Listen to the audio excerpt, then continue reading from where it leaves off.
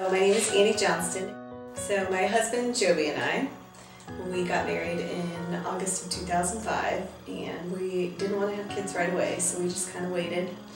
And then in January of 2008, we decided we were ready, and like most couples, we assumed that it was going to happen right away. You know, you just kind of assume it's going to work out when you want it to work out, but it was not the case. The next year we decided to start some fertility treatments.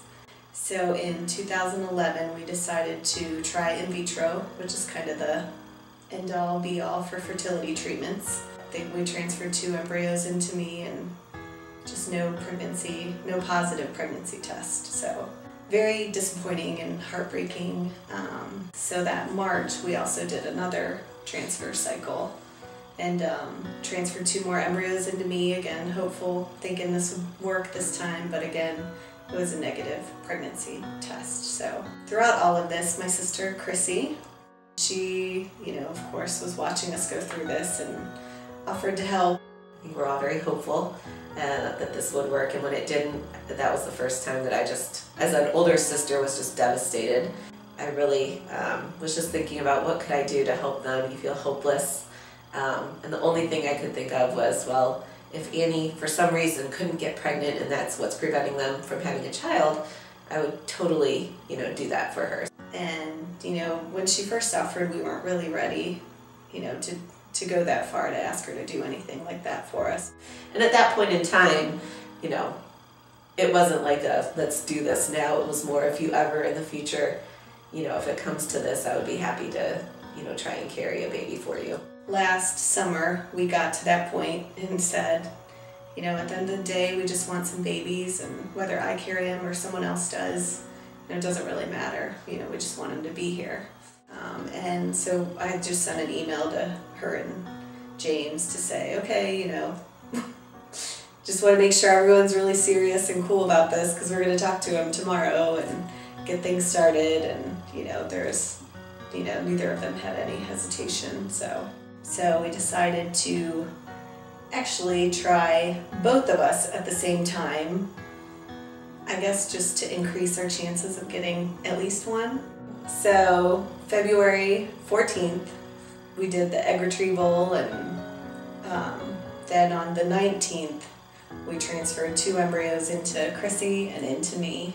Throughout the whole cycle I was trying not to put too much pressure on her, but I know in the back of my mind, and I'm sure I even said things that were kind of like, we're really counting on you basically, and I'm just doing it because no pressure. My body's ready for the embryos, so we might as well just try and see. Found out that we were both pregnant, which was super exciting. So then the question was, oh, is it 1 and 1, or is it 2 and 1, or some crazy friend said, oh, it's probably 2 and 2, and we're like, no, it couldn't be. When we found out that we were both pregnant, that phone call, when the nurse said that we have double good news, I looked at Annie and I said, you didn't really need me, you did this. And her response was something like, no, I think that I needed you to do this with me, otherwise it probably wouldn't have worked. I was a little more relaxed, or felt like the pressure was off of me a little bit, because we had Chrissy with us on this last cycle. So,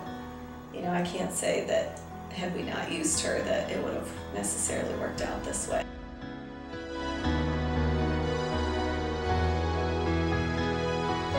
Dr. Williams found the first little sac with the little flickering heartbeat, and then he found one more. I'll never forget. Joby looked at me and thought, huh. And James looked at Joby and said, whatever's going on in here, they're yours. I was on the table next, and they did my ultrasound, and very quickly found first sac with the heartbeat and the second one, and then we just laughed. I mean, at that point, what do? You're just like, you go from being so hopeful for something for so many years to then having this, what we're calling a baby explosion. Yes, they're technically quadruplets because they were conceived on the same day and their due date is the same. They just have a good chance of being very healthy quads because they're being carried in 2 separate wombs. We will be 23 weeks this week. Almost 6 months. Yeah. I think we've just always had hope that God had a plan for us.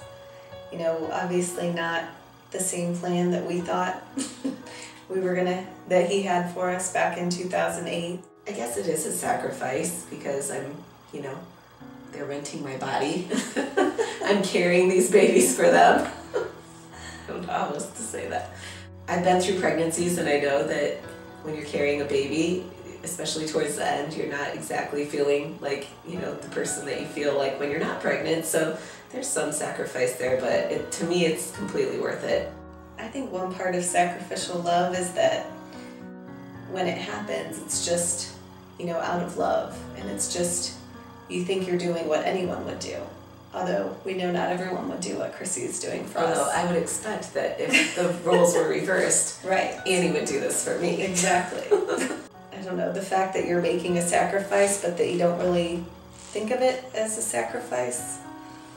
And when it just comes out of love, it's just something that you just feel like you're supposed to do or you really want to do. And you don't even think about the consequences to yourself. You're just trying to, in this case, help us start our family. And what if trials of this life, the rain, the storms, the hardest nights, all your mercies in disguise?